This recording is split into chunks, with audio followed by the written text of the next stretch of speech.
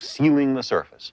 For centuries, even the composition of the clouds of Venus was unknown. I mean, you could go outside, look up, see Venus with the naked eye, observe sunlight reflected from the clouds of Venus.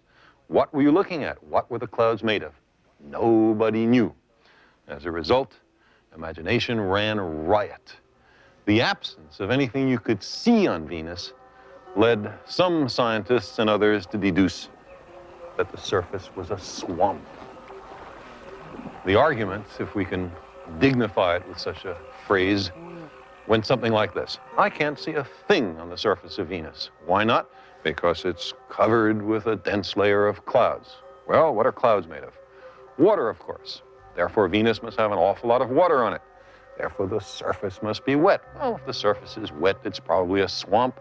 If there's a swamp, there's ferns. If there's ferns, maybe there's even dinosaurs. Observation, you couldn't see a thing.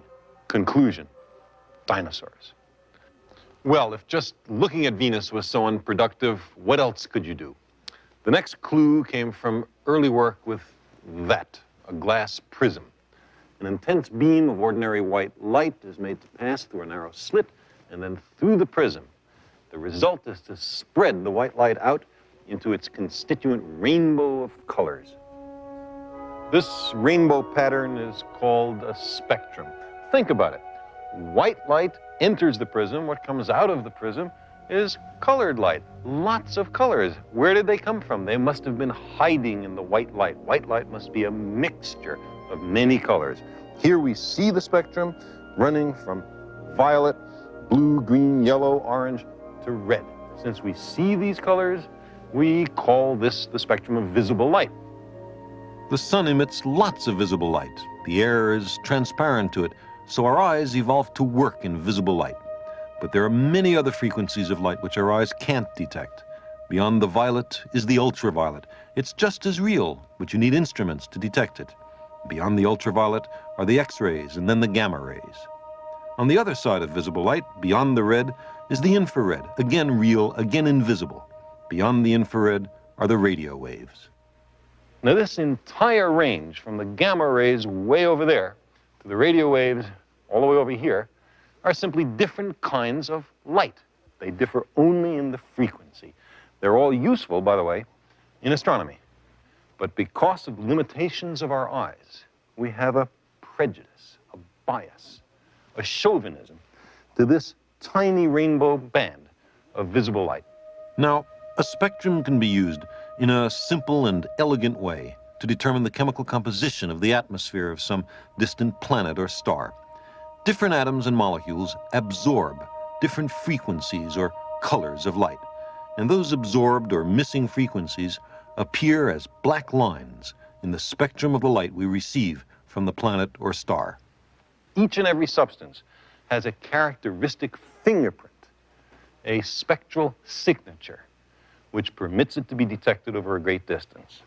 As a result, the gases in the atmosphere of Venus at a distance of 60 million kilometers have been determined, their composition has been determined from the Earth.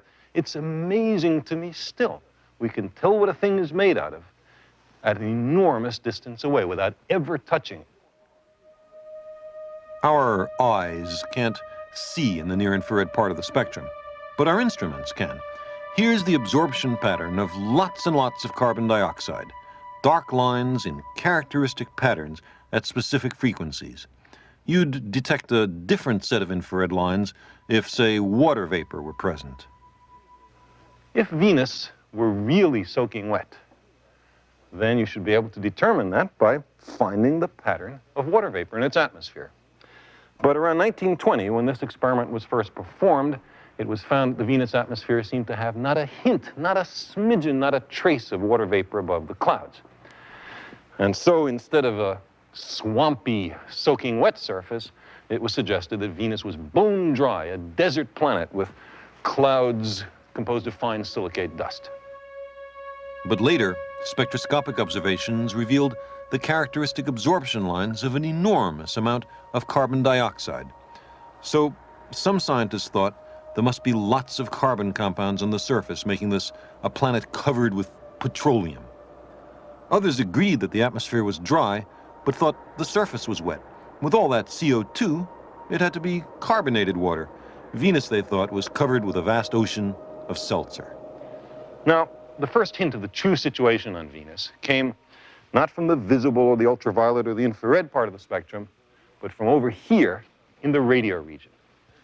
We're used to the idea of radio signals from intelligent life, or at least semi-intelligent life, radio and television stations, but there are all kinds of reasons why natural objects should emit radio waves. One reason is that they're hot. And when, in 1956, Venus was for the first time observed by a radio telescope, the planet was discovered to be emitting radio waves as if it were at an extremely high temperature. But the real demonstration that the surface of Venus was astonishingly hot came when the first spacecraft penetrated the obscuring clouds of Venus and slowly settled on the surface of the nearest planet.